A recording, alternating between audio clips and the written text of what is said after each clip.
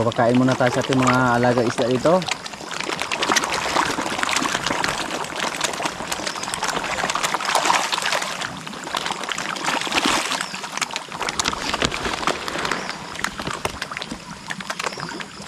Yung iba mga kaprobinsya, yung mga maliliit, nakahuli na po tayo. Pero dalawa lang. Kasi hinuli natin sila habang pinapakain. Dalawa lang yung nakuha natin. Ilipat natin dun sa mud pan para mabilis lang lumaki. Malinaw na malinaw po yung tubig natin dito.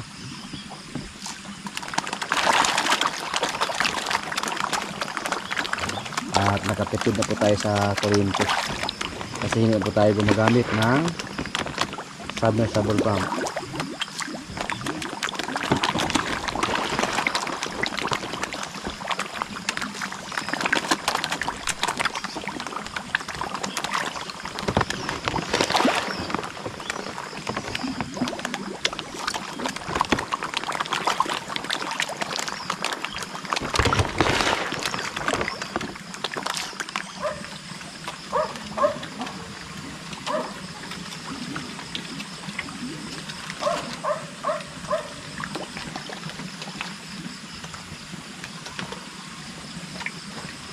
Hindi nakikita yung pinakamaliit.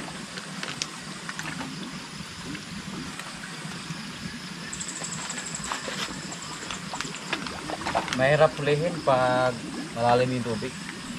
Tsaka na natin sila hulihin pag mabawasan na natin sila ng tubig. Linggo-linggo po tayo dito nagpalit ng tubig mga kaprobinsya. Magkuha tayo ng asula.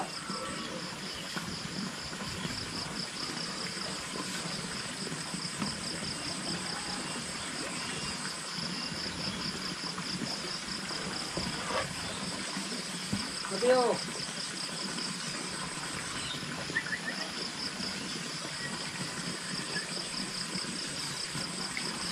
Mateo!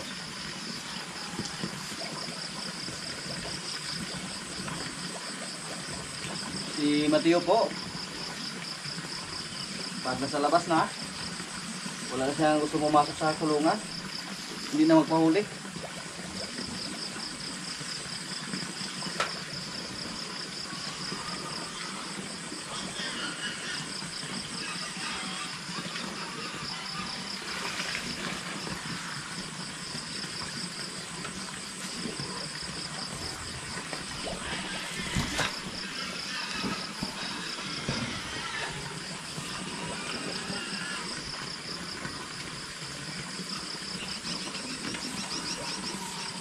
Isang balde oh.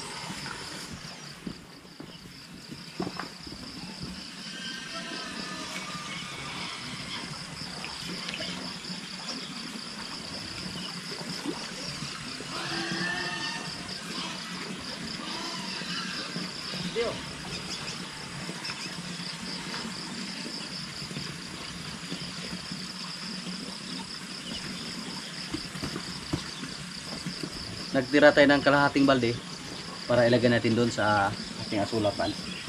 Sa mga nakaraan po nating video, binuhay po natin yung ating mga asulapan doon para marami tayong pagkain sa ating mga alagang isda at mga alagang baka, kambing, pato, pabo.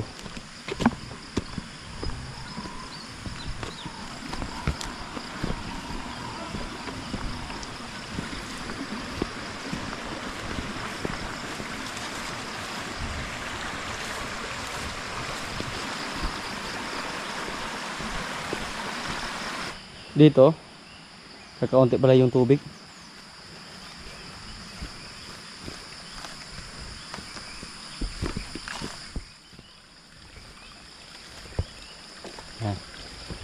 Yan po ang ating asulapan. Pang-apat po yan oh. Pero dandahan na dumami yung tubig oh. Naalala ko po dati dito. Napakarami natin asula. Kaya buhayin natin sila. Yung mga pan natin dito. Kasi sayang mga kaprobinsya.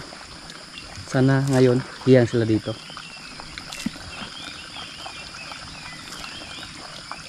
Bali 4 po na pan yung binuhay natin, yung mga medyo malalaki. Meron pa dito.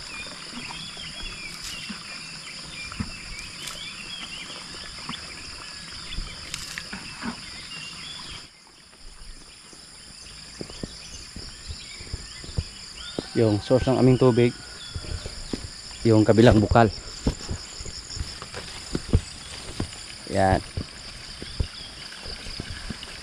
Dito dati, hiyang na hiyang yung asulan natin dito dati. Napakarami yung makuha namin dito dati. Baldi-balding asula. At yung ginawa namin yun lang. Papunta doon. Sana next week makaharvest ta dito ng asula.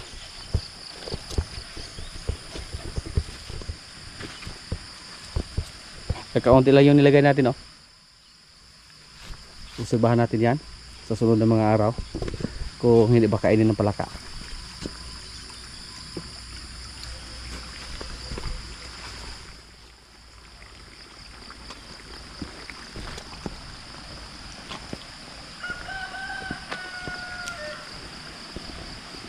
Lagyan din natin dito.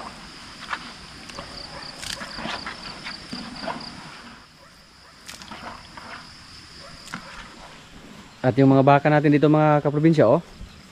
Ito yung babae nating baka na nagkasakit dati. Yan. Marami siyang garapata, pero hindi natin siya pwedeng bakunahan ng pantanggal ng garapata.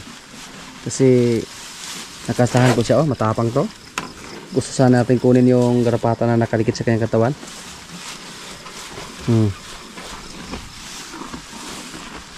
Lalo na dun sa ilalim, marami siyang garapata dun. Pero hindi po natin siya pwedeng bakunahan kasi nakastahan siya.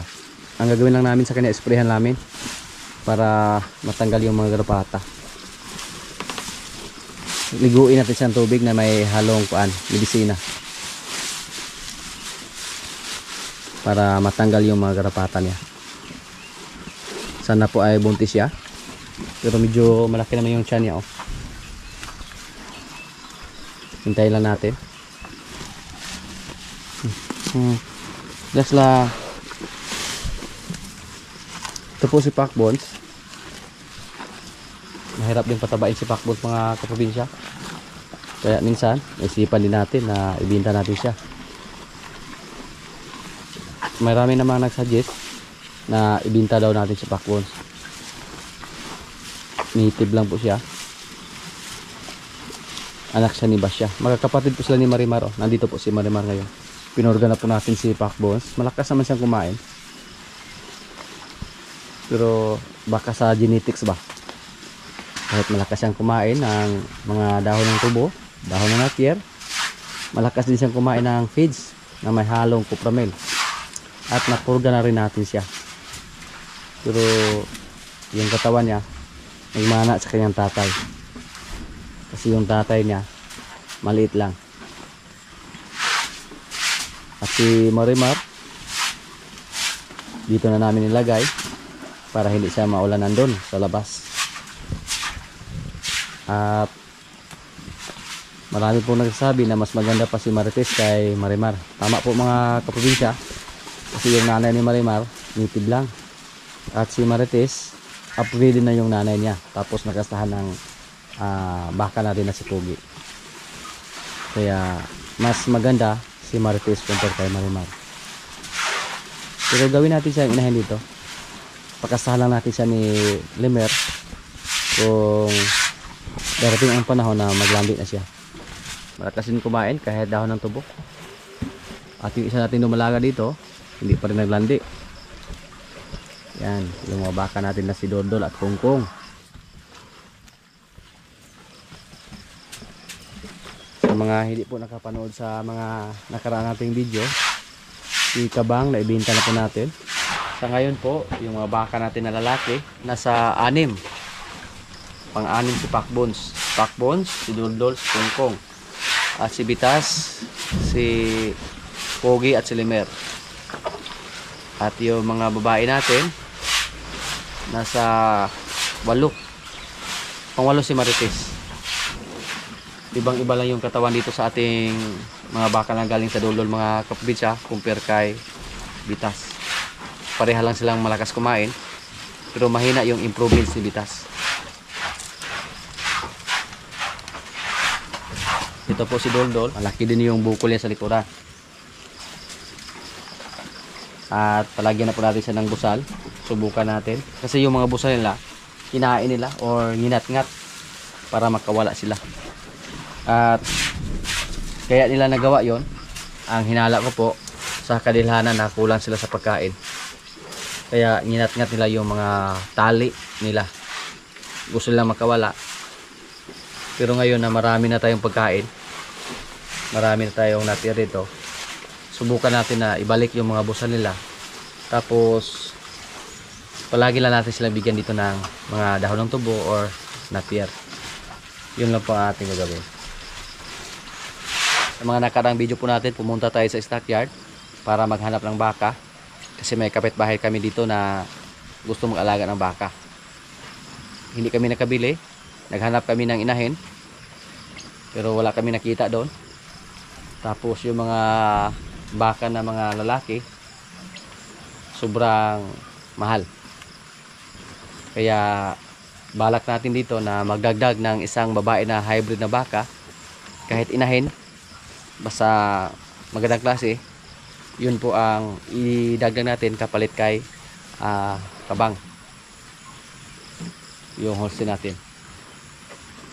Kasi darating ang panahon dito mga kaprobinsya na yung mga lalaki natin dito, si Pakbones, si Dodlol, si Kongkong, darating ang panahon na ibinta natin sila.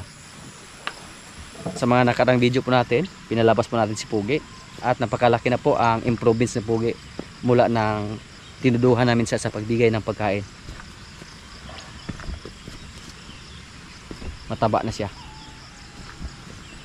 Hindi na po kami na bahala na tumaba siya pag hindi siya kumasta sa mga baka na maglandi, kasi may kapalit naman siya.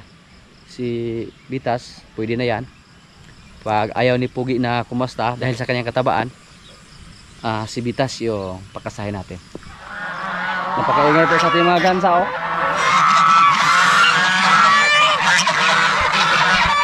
Pinalabas namin sila. Pati yung mga pabo natin, pwede din silang lumabas, at saka yung mga pato.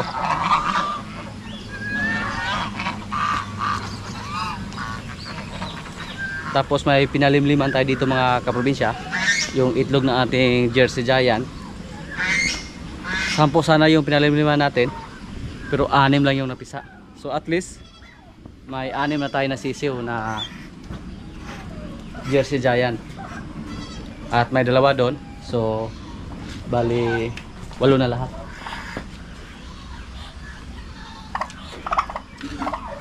Nilagay na namin doon sa kulungan kasama sa ating mga bingala na sisiw. Pag mabuhay yung mga sisi natin dyan na Jersey Giant, yan po ang gawin natin pang upgrade sa ating mga alagang manok dito. Kasi may mga inahin na tira, alagaan natin ng gusto para mabilis silang dumami. Sa nakaraang video po natin, nagkatay kami ng pabo. Masarap yung pabo, litsunin. Basta bata pa. Hindi matigas, hindi makunat, at napakadali lang lutuin.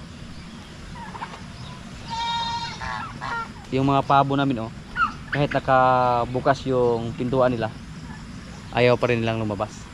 Sila nang bahala, pero minsan lumabas sila. Choice lang nila yon na hindi sila lumabas. Ginawa namin na buksan yung pintuan nila para makakain sila ng damo sa labas. Ito yung mga sisiw ng ating bingala, oh. Yung may 2 Jersey Giant, yan. Napakabilis lang lumaki mga kaprobinsya, oh. At yung mga bingala, mga matibay po sila sa sakit. Pag lumaki sila dito sa ating area, napakaingay na po. At napakabilis lang dumami sa ating mga bingala. Kahit paminsan-minsan lang sila mag-itlog. Tapos pag sila po yung mangitlog, halos sabay-sabay po. Kaya napakabilis dumami, lalo na pag mapisa lahat yung mga itlog nila. At may mga pato din tayo dito, oh. Sisiw ng pato. Yan. 1, 2, 3, 4, 5, 6, 7, 8, 9, 10. Nasa mga 17 heads na sisiw ng pato. At meron pa dito. Yan. At may naglimlim pa doon. Yung mga pato din, mga matutibay din sa sakit. Grabe. Hindi nga tayo nakakita dito ng sisiw ng pato na may sipon. Yan ito. Nakakamiss yung area na to, na isang tawag lang natin sa ating mga manok or isang croak lang, nagsitakbuhan agad yung mga alaga natin papalapit sa atin. Pero ngayon, oh, napakatahimik po. Pero magsimula po tayo ulit. Magpaparami tayo ulit ng mga native na manok, kahit pang ulam lang natin dito, at i-control lang natin yung pagdami nila. Kasi nung una po napakarami po sa ating mga manok. Siguro yung namatay sa ating mga manok nasa mga 200 heads. Ganon karami. Sama yung mga sisiw. Buti na lang yung pabo at saka ginya, pato, naka-survive sila. Ito po yung mga sisiw natin, oh. Nag-halo-halo lang. May Jersey Giant. Yan. May Bengala. Tapos may pabo na isa. 5 yung itim sa ating Jersey Giant na sisiw, oh. At may isa. Yung iba dyan, Bengala yan. Tapos yung kulay puti, yan po ang pabo. Sana po mabuhay yung ating mga Jersey Giant ngayon. 8 heads po sila, para sila po yung gawin natin pang upgrade sa ating mga alaga ditong manok.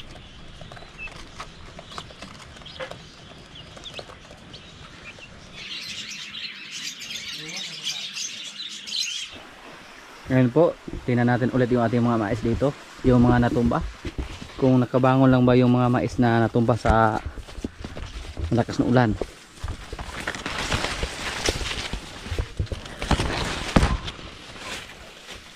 Hindi nakabangon mga kaprobinsya, oh. Nalaya na. Yan. Kasi may nag-comment po na mamunga lang daw yung mga mais natin na natumba. Pero sa tingin po natin, hindi na po ito mamunga. Tingnan niyo po. Napakaganda sana sa ating mga mais dito. Pero dahil po sa malakas na ulan, hindi po nakayanan. May mga bulaklak na sana yung mais natin. Ito po, banay yung tawag dito sa amin. Ito, kinain ng uod. Yan, oh. May mga banay na mga kaprobinsya. Napakaganda sana ang resulta sa ating mga mais dito. Pero ganun talaga yung buhay. Hindi natin hawak yung panahon. Napakataba sa ating mais. At may mga bunga na sila. Puso. Puso po ang tawag dito sa amin. Hindi ko alam kung ano yan sa Tagalog.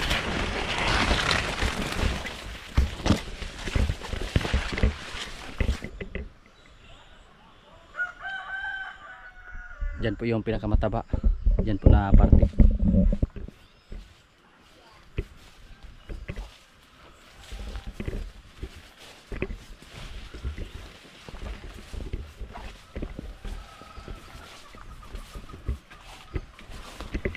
Yan, oh. Hindi na nakabangon mga kaprobinsya.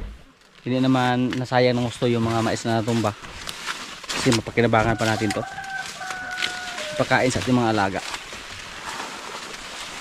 Nalata mga kaprobinsya basta natumba, no? Yung mga dahon nila nalaya.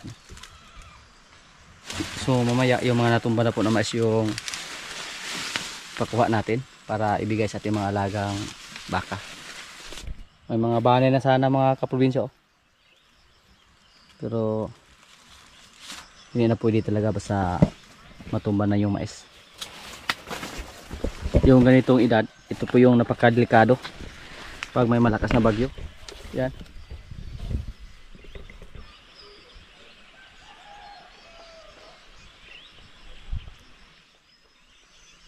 Pag may malakas na bagyo tapos malakas yung hangin, yari lahat yung mga mais natin dito. Ito yung kalaban. hangin po ang kalaban sa mga tanim natin na mais. Hindi katulad ng tanim na tubo, kahit gano'n pa karakas yung bagyo, kahit matumba pa yan, bumangon talaga yung tubo. Kaya kadalasan dito sa amin, mga tubo yung tanim, basta mga malalaking area, tubo yung tinanim. Makakita tayo ng maraming mais doon sa bundok kasi wala nang kalsada doon, hindi na madaanan ng truck. Pero dito sa amin, basta madaanan lang ng truck, tinaniman nila ng tubo. May mga nag-comment na patayuin natin yung mga mais. Mahirap na, hindi na pwede. Basta mabalik na yung mais, hindi na yan mapakinabangan. Kaya ang ginawa natin, ibigay lang sa ating mga alagang kalabaw, baka.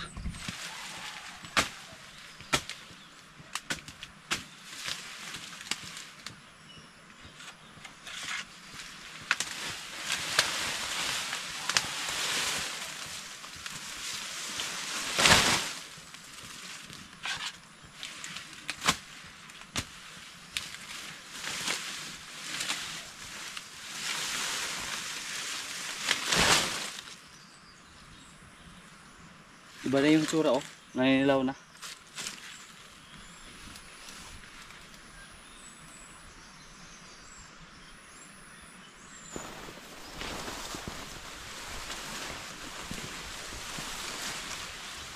Mabuti pa sana kinuha natin agad nung natumba yung mga mais natin dito. Hindi pa sana matuyo yung mga dahon.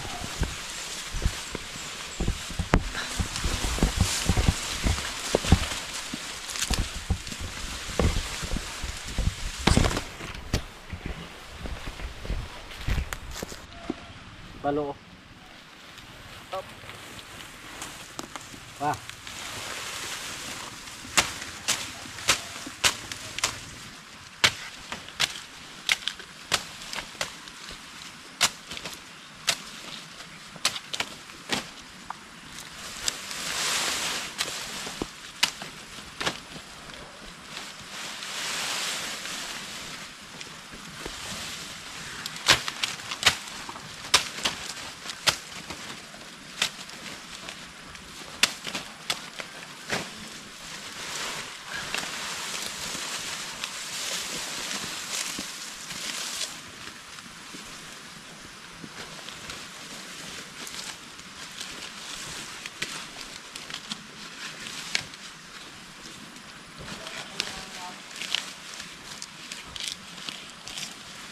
Yan na, si Palo mga kaprobinsya, oh, magpasakay na to. Pero ang problema sa kanya, ayaw niya maghila ng karusa. Hindi siya pumasok sa sanggarya kahit marami pang tumulong para makapasok siya. Umilag agad siya. Ayaw niyang maghila ng karusa. Kaya may isang comment po na mukhang subukan namin yan sa sunod ng mga araw.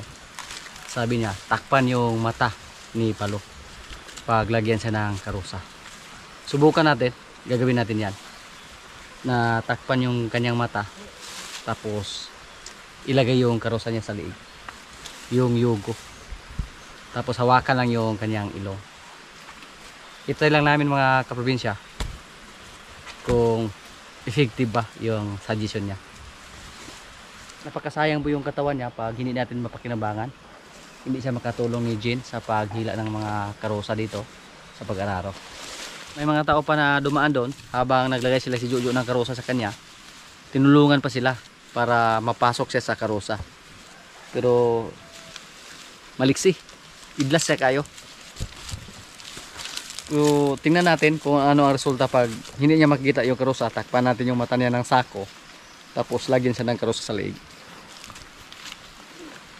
Si Jean, oh, busog na. Mabait to si Jean. At hindi pa kami sigurado sa kanya kung buntis ba siya or hindi. Malaki naman yung tiyan niya.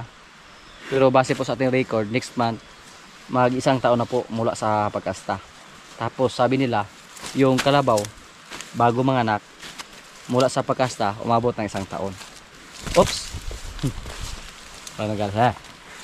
Kaya pag may mga alaga tayo, kahit gaano ba yan kabait, hindi tayo magkupiyan sa mga kaprobinsya kasi may sungay sila. Tapos mga hayop lang sila. Baka paglapitan natin, ayaw nila na magpalapit or ayaw nila magpadisturbo habang kumakain. Kaya hindi tayo magkupiyansa. Hello Jen! Psst! Yan. Yung mga ganyan natin, oh. Ando naman pumunta, ay ingay. Sila pang lahat ang pumunta dito. Kaya kailangan natin talaga na ilagay siguro sila sa bakod. Marami pa tayong trabaho dito.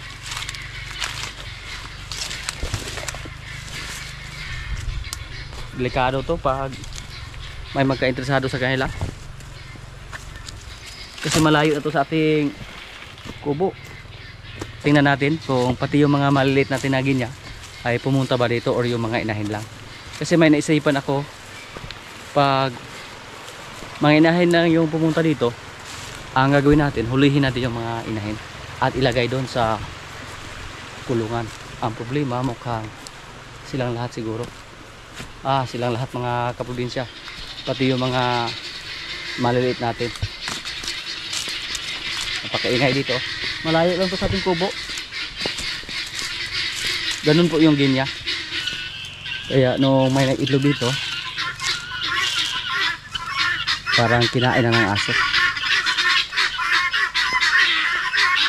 Andito silang lahat. Pauwiin natin.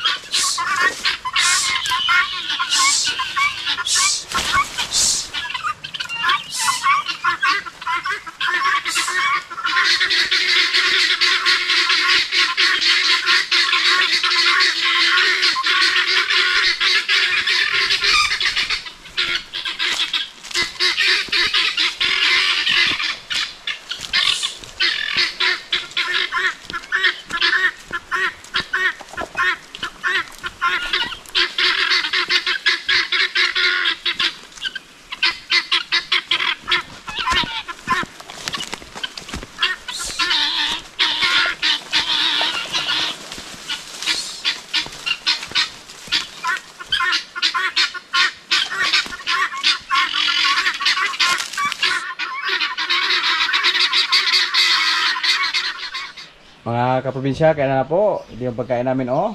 May bulad, may adobong kalabasa, may pabo. Yan. May pabo, may pabulad, may kanin. Lord, maraming salamat sa pagkain. So, kailan na?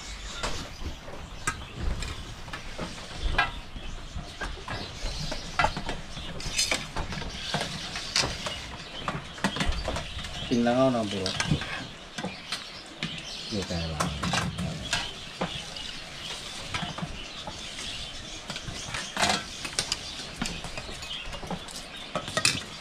Pabo pabulad tulad.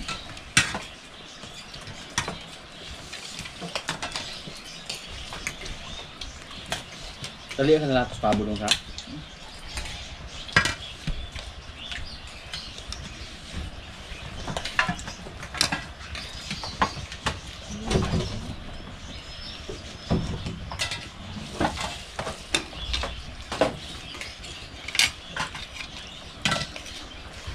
Pepe. Ito?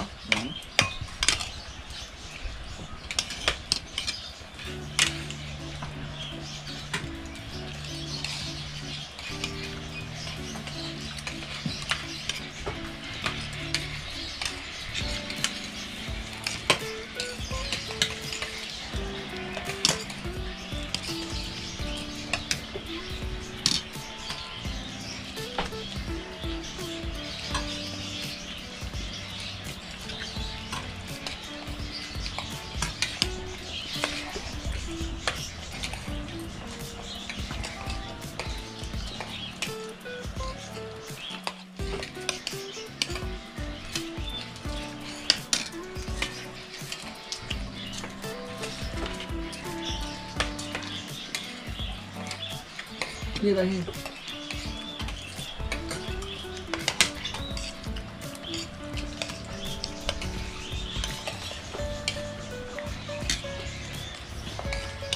Wala Si Jumbo dito ngayon. Sa Jumbo daw, bisita. Bago sila ito. Ikaw na, yan ang bisita ng Jumbo.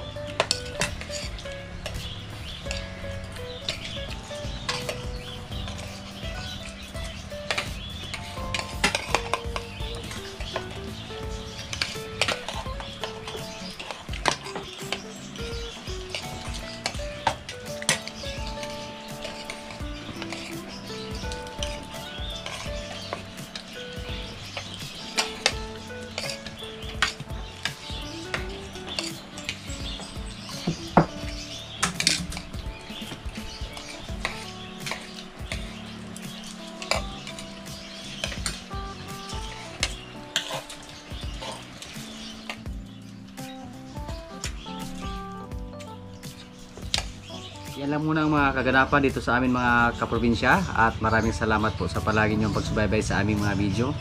Maraming salamat din sa ating mga silent viewers, sa mga kaibigan natin na nasa ibang bansa na palagi nanonood, sa mga palagi nag-comment, sa mga likers. Maraming salamat po.